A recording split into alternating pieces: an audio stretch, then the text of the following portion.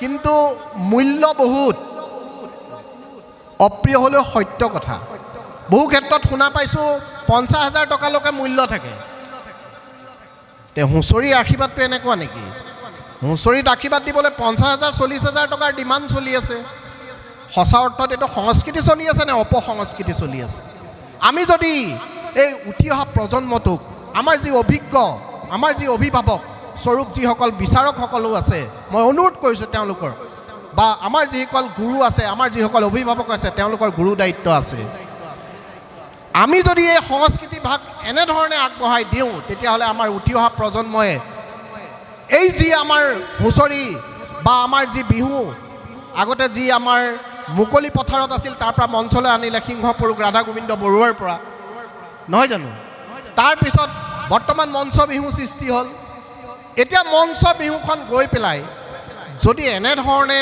আগবাঢ়ি যায় তেতিয়াহ'লে পৰৱৰ্তী পৰ্যায়ত জানো ঘৰে ঘৰে হুঁচৰি গাবলৈ মানুহবিলাক যাব আৰু যিবিলাক অলপ আৰ্থিকভাৱে দুৰ্বল তেওঁলোকে জানো চকু পানী নুটুকিব আজি আমাৰ হাতত টকা পইচা নাথাকাৰ কাৰণে আমাৰ ঘৰত হুঁচৰি দল নাই সিহঁতে জানো মনত কষ্ট নাপাব তে আমি এনেধৰণে সংস্কৃতি ৰক্ষা কৰি যাম নেকি আমাৰ দায়িত্ব নাই নেকি গতিকে মই অনুৰোধ কৰিছোঁ সকলো অভিভাৱকক সকলো আমাৰ ইয়াতে আশ্ৰী মাৰিবলৈ গৈছিলোঁ আৰু কাৰো ঘৰ বাদ দিয়া নাছিলোঁ তাতে যেতিয়া টিঙৰ ঘৰ ওলাই তেতিয়া আমি কৈছিলোঁ যে টিং ঘৰৰ মেনেজাৰ টকা আছে 2000 আমাকো 1000 দিয়া ঐ গোবিন্দাই ৰাম আৰু যেতিয়া হুঁচৰি দলটো আমি সোমাই গৈছিলোঁ আহিছে হুঁচৰি নিয়াহি আদৰি ওলাই সমিধানে দিয়া ঐ গোবিন্দাই ৰাম অতিকৈ পৰিতাপৰ কথা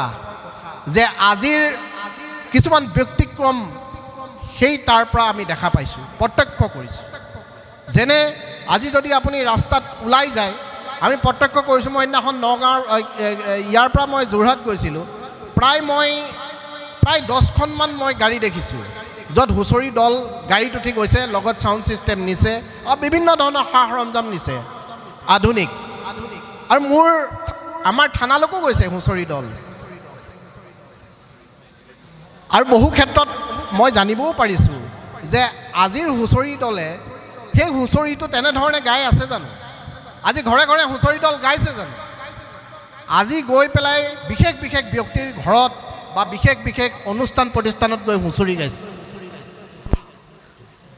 বহু ক্ষেত্ৰত তেওঁলোকক আগতীয়াকৈ জনোৱা হৈছে যে আমাৰ দলটো আহিব আপোনালোকৰ পৰা এটা আশীৰ্বাদ বিচাৰি এই আশীৰ্বাদটোৰ কিন্তু মূল্য বহুত অপ্ৰিয় হ'লেও সত্য কথা বহু ক্ষেত্ৰত শুনা পাইছোঁ 50,000 টকালৈকে মূল্য থাকে তে হুঁচৰিৰ আশীৰ্বাদটো এনেকুৱা নেকি হুঁচৰিত আশীৰ্বাদ দিবলৈ 50,000 40,000 টকাৰ ডিমাণ্ড চলি আছে সঁচা অৰ্থত এইটো সংস্কৃতি চলি আছে নে অপসংস্কৃতি চলি আছে আমি যদি এই উঠি অহা প্ৰজন্মটোক আমাৰ যি অভিজ্ঞ আমাৰ যি অভিভাৱক স্বৰূপ যিসকল বিচাৰকসকলো আছে মই অনুৰোধ কৰিছোঁ তেওঁলোকৰ বা আমাৰ যিসকল গুৰু আছে আমাৰ যিসকল অভিভাৱক আছে তেওঁলোকৰ গুৰু দায়িত্ব আছে আমি যদি এই সংস্কৃতি ভাগ এনেধৰণে আগবঢ়াই দিওঁ তেতিয়াহ'লে আমাৰ উঠি অহা প্ৰজন্মই এই যি আমাৰ হুঁচৰি বা আমাৰ যি বিহু আগতে যি আমাৰ মুকলি পথাৰত আছিল তাৰ পৰা মঞ্চলৈ আনিলে সিংহপুৰুষ ৰাধা গোবিন্দ বৰুৱাৰ পৰা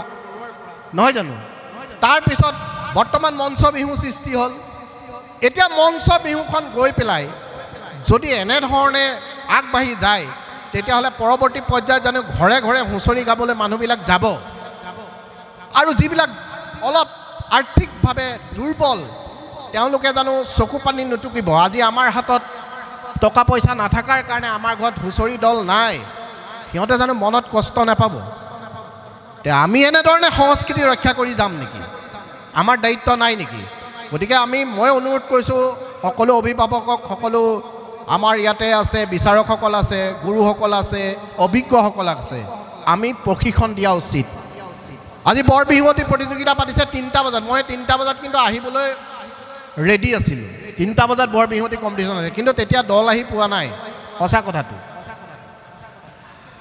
আৰু বহু ক্ষেত্ৰত দেখা যায় যে বৰ বিহুৱতী পাতিছে সৰু বিহুৱতী পাতিছে যেতিয়ালৈকে আপুনি 50,000 টকা ফাৰ্ষ্ট প্ৰাইজ নিদিয়ে যেতিয়ালৈকে আপুনি 30,000 টকা ফাৰ্ষ্ট প্ৰাইজ নিদিয়ে তেতিয়ালৈকে বিহুৱতীৰ দল কিন্তু তাত নাপায়। প্ৰথমে সোধে যে প্ৰাইজ কিমান, যদি 5,000 3,000 2,000 দিয়ে হয়তো আপোনালোকে এটাও দল নাপায় মঞ্চত। এইটো সঁচা কথা কৈছোঁ, অপ্ৰিয় সত্য। গতিকে এনেধৰণে যদি আমি সংস্কৃতিবিলাক ৰক্ষা কৰিছোঁ বুলি উপলব্ধি কৰিছোঁ, আমি নিজৰ জাতিৰ সত্তাটো এনেধৰণে ৰক্ষা কৰিছোঁ বুলি যদি আমি উপলব্ধি কৰিছোঁ, তেতিয়াহ'লে এটা ডাঙৰ প্ৰশ্নৰ ইয়াত উদ্গীৰণ হৈছে। আমাৰ শ্ৰদ্ধাৰ ভূপেন হাজৰিকাদেৱক, আমাৰ প্ৰয়াত জাতিৰ সত্তা যুগনায়ক জুবিন গাৰ্গদেৱ আমাৰ মাজত, আমাৰ মনৰ মাজত উপলব্ধ। ভূপেন হাজৰিকাদেৱে কৈছিলে, বহাগ মাথো এটি ঋতু নহয়, নহয় বহাগ এটি মাহ, ই অসমীয়া জাতিৰ আয়ুস ৰেখা, গণজীৱনৰ সাহ। হয় জানো সঁচাকৈ? আমি বিহুখন এনেকৈয়ে জীয়াই ৰাখি আমি অসমীয়া সত্তা, অসমীয়া জাতিটো ৰক্ষা কৰিব পাৰিম জানো? এনেধৰণে আমি অনুষ্ঠানবিলাকত ইমান ডাঙৰ ডাঙৰ মোটা অংকৰ ধন দি আমি এনেধৰণে সংস্কৃতি, এনেধৰণে আমাৰ অসমীয়া সমাজত বিহুখন ধৰি ৰাখিব পাৰিম জানো? আগতেতো ডেকা বুঢ়া সৰু ল'ৰা ছোৱালী চব ওলাই গৈছিল। মোৰ মনত পৰে এতিয়াও, সঁচা কথা কৈছোঁ, মিছাকৈ কোৱা নাই। 4 অনালৈকে মানুহৰ ঘৰত আমাক যেতিয়া মানে আঁঠু লওঁ, আমাক শৰাই দিয়ে। আৰু তেতিয়ালৈকে শৰাই নিদিয়ে যেতিয়ালৈকে নাগাওঁ, দত কলম চিয়াহি শৰাই দিলে দিয়াহি, যদি শৰাই নিদিয়ে আমাক বিদায় দিয়াহি। অ' তিতা কেৰেলা ভিতৰতে এবেলা, জুলুক জানাক কৰি আছে পইচা দিব হ'বলা। যেতিয়ালৈকে এই কথাখিনি নকওঁ, যেতিয়ালৈকে এই হুঁচৰি গীত ফাঁকি নকওঁ, নাগাওঁ, তেতিয়ালৈকে আমাক শৰাইখন দিবলৈ আগবাঢ়ি নাহিছিল। আমি 4 অনাই দিয়ক, 8 অনাই দিয়ক, 1 টকাই দিয়ক, 2 টকাই দিয়ক, 5 টকাই দিয়ক, 10 টকাই দিয়ক, খুজি মাগি 5 দিন হুঁচৰি গাই আমাৰ খুব বেছি যদি উঠে 3,000ৰ পৰা 4,000 টকা এটা উঠিছিল। কিন্তু আজি এটা হুঁচৰি দলক 4,000 টকা দিলে কিছুমান দলে হুঁচৰি গাবলৈকে নাযায়। 4,000 টকা, কিন্তু আমি 4,000 টকাত খানা পিনা খাই একে ফূৰ্তি ফাৰ্তা কৰিছিলোঁ। গতিকে মই এইটোৱে অনুৰোধ কৰিছোঁ, অলপ আমনি লাগিছে, মই জানো যে খুব ধুনীয়া এটা অনুষ্ঠান হৈ আছে, মই তাৰ মাজতে আহি পেলাই আপোনালোকক এনেধৰণে আমনি কৰিছোঁ, বৰিং কৰিছোঁ, বহু সময় লৈছোঁ। ইমান ধুনীয়া এটা অনুষ্ঠান চলি আছে, হুঁচৰি গাইছে, বিহু কম্পিটিশ্যন হৈ আছে, সঁচা কথা, ভাল কথা। কিন্তু এই অনুষ্ঠানবিলাক, এই সংস্কৃতিবিলাক আমি ধৰি ৰখাৰ উদ্দেশ্যেহে কিন্তু এই অনুষ্ঠানবিলাক আছোঁৱে আজি পাতিছোঁ।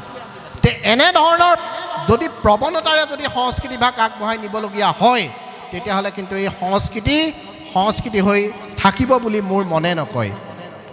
গতিকে মই হয়তো কথা কিছুমান কওঁতে হয়তো কাৰোবাৰ ত্ৰুটি থাকি যাব পাৰে, মোৰ মনৰ উপলব্ধিহে মই বহীত প্ৰকাশ কৰিছোঁ, হয়তো কাৰোবাৰ মনত আঘাতো দিব পাৰোঁ।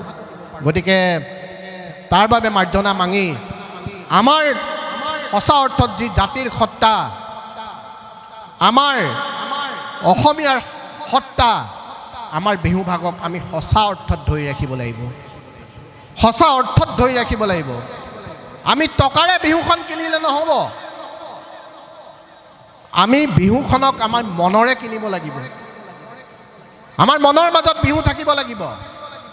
গতিকে মই এইখিনিকে কৈছোঁ, যদি বেছিকৈ কৈছোঁ ক্ষমা কৰিব, ভুল কৈছোঁ যদি মাৰ্জনা কৰি দিব।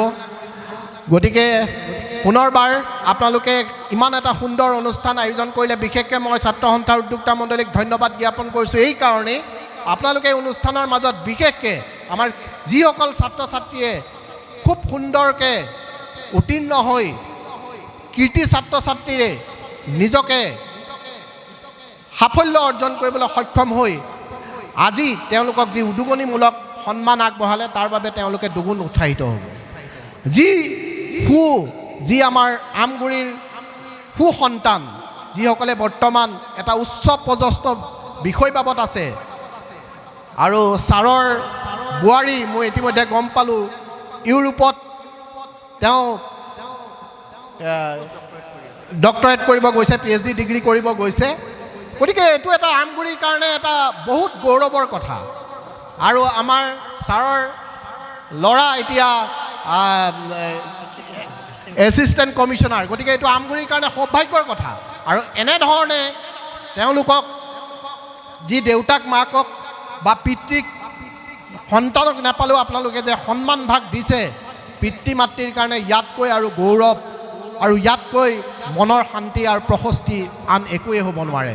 গতিকে পুনৰবাৰ আপোনালোকক মই যদি আমনি কৰিছোঁ ক্ষমা মাৰ্জনা মাগি এই অনুষ্ঠানটো সফল হওক আৰু এই যি উদ্দেশ্য সফল হওক তাৰে কামনা কৰি আজিৰ পলমকৈ হ'লেও আজি বৰ বিহুৱতীৰ যি অনুষ্ঠান সেই অনুষ্ঠানৰ মঞ্চ অলপ পলমকৈ হ'লেও শুভ উদ্বোধন কৰিছোঁ বুলি মুকলিভাৱে মই প্ৰকাশ কৰিছোঁ। ধন্যবাদ।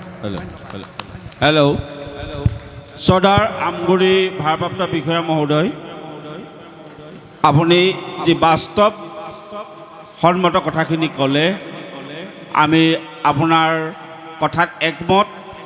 আমি বিচাৰক হিচাপে আমাৰ যি দায়িত্ব, আমি সঁচাকৈ অনুতপ্ত।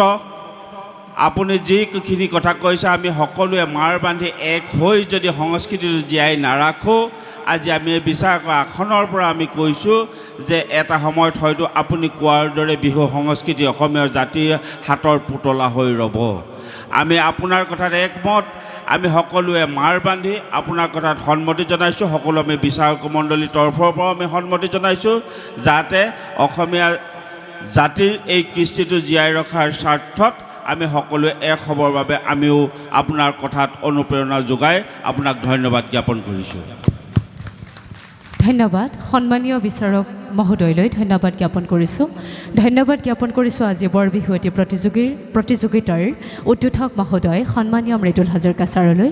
তেখেতৰ বহুমূলীয়া বক্তব্য, আচলতে বক্তব্য নহয়, বহুমূলীয়া কথাৰে আমাৰ ছাত্ৰ সমাজক, আমাৰ সমাজৰ উপস্থিত থকা প্ৰতিজন ব্যক্তিকে আজি উদ্বুদ্ধ কৰিছে।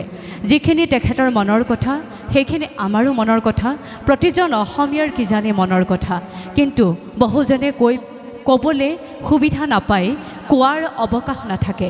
সমাজখন ক্ৰমান্বয়ে আমি যদি চাওঁ এফালৰ পৰা গ্ৰাস হৈ আহি আছে, য'ত মানুহে মুখ খুলি কথা কোৱাৰ সাহস হেৰুৱাই পেলাইছে।